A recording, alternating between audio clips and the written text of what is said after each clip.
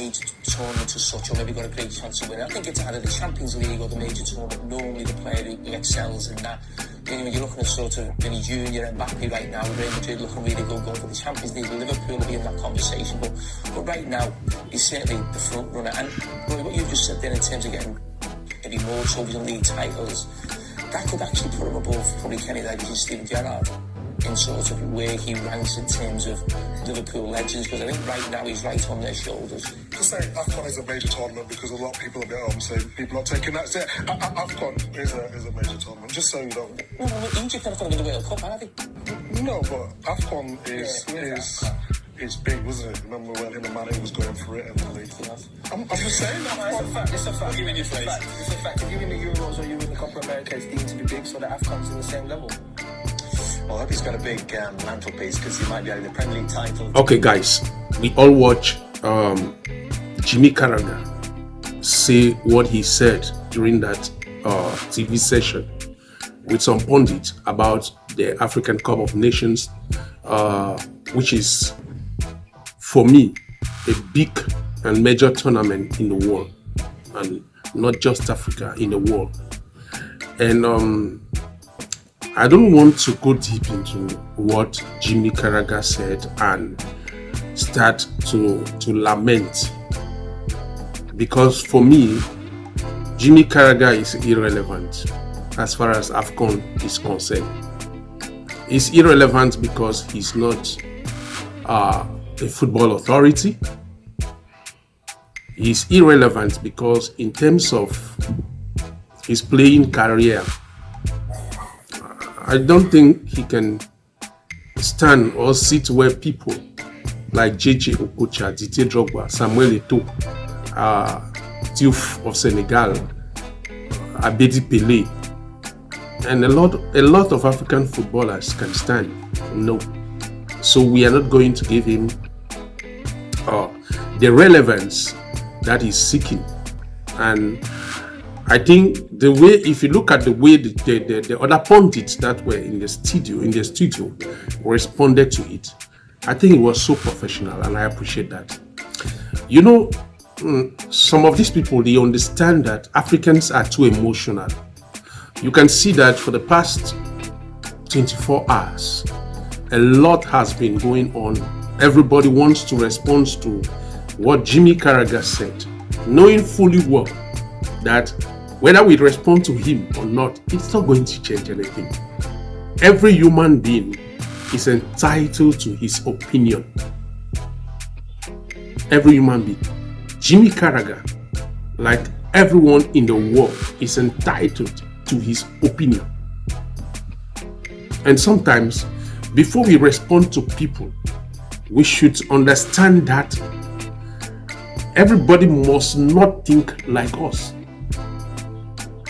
Jimmy Carragher may have said what he said openly, but there are a lot of people, even in Africa, who don't see AFCON as a major tournament. But does that make AFCON a less of a tournament? No. For us who love football in Africa, we will never joke with AFCON.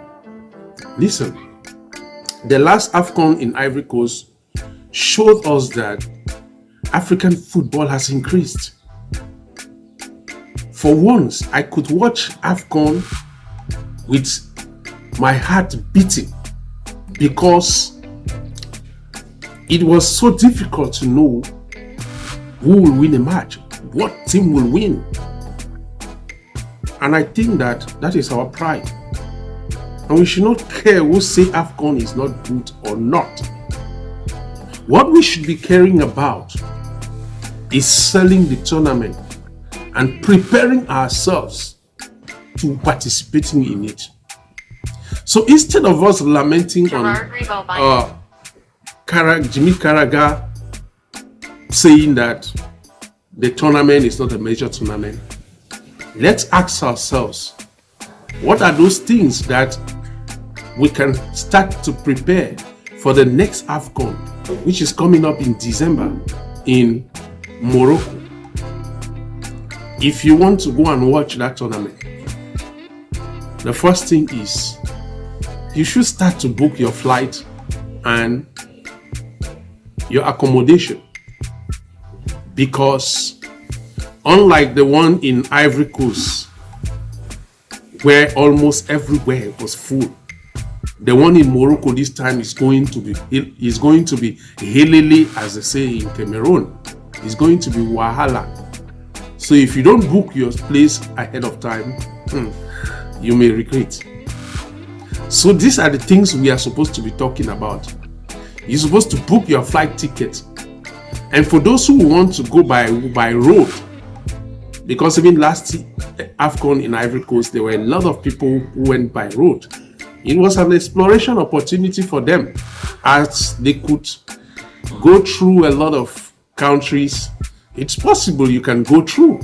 So you can plan your trip now and start to get a lot of information and know how long you're going to leave. Are you going to leave 4 days ahead of time? Are you going to leave? Are you going to leave? So there are a lot of things you can start to do. So as far as going to that place is concerned, you can start preparing your travel arrangements. Make sure that you book your flight and your accommodation ahead of time so that you will not be challenged by doing so late.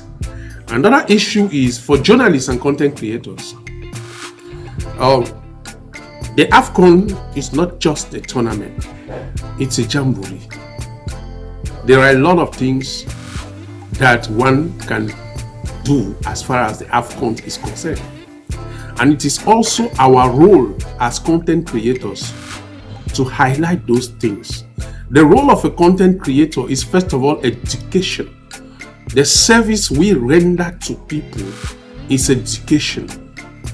If you highlight certain things, like what I'm doing here now, and people take them serious, you've rendered them services. So it is important for journalists not just to talk about the footballing aspect, but to also highlight other issues that may matter for the tournament. Remember, the AFCON is also an opportunity for tourism, where content creators can highlight, for example, the stadiums, the hot cities, the history behind some of these stadiums, the cities. Some of our cities are highly historic, and these cities are packed with a lot of touristic sites that football lovers worldwide may like to visit and understand and learn about these things. There's a lot of things. So content creators, please, let's take the challenge and create decent content that will incite participation from people worldwide, so that AFCON should not just be going to play inside the stadium, that it should be a jamboree where people come to meet for diverse reasons. Another aspect for AFCON, especially for entrepreneurs and business people and investors, is that AFCON gives you the opportunity to discover countries. And who knows, from an explorer to a business person, from a tourist to a business person. So there are a lot of things that you can do in Morocco, and those things you can start by doing them now. If your intention is to attend the AFCON, then you can start by creating a lot of contacts now that will be concretized during your stay in Morocco. So there are a lot of things that we can talk about the AFCON instead of dwelling on what Jimmy Carragher said, because talking about what he said or not will not change anything. He has said it and he has said it. But for us as Africans, we know AFCON is a major tournament. It's just like somebody who tells you that your mother doesn't cook well. Who cares? Do you care about him? If he tells you your mother doesn't cook well or not, is that you know your mom is the best cook in the world, and that's what matters. So we don't care about Jimmy Carragher. He was talking in relation to Mohamed Salah winning the Ballon d'Or, and he was saying Mohamed Salah is not playing in a major tournament, has not won a major tournament.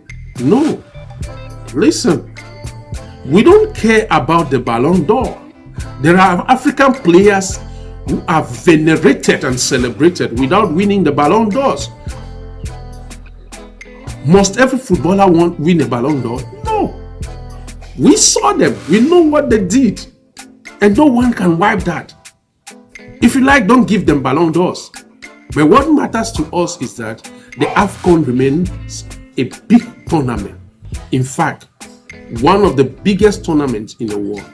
And that our footballers are making us proud. They have been making us proud. And each AFCON edition is a history. It's a story on itself. The one in Ivory Coast was a story. And the one in Morocco is going to be a story. We are going to celebrate it.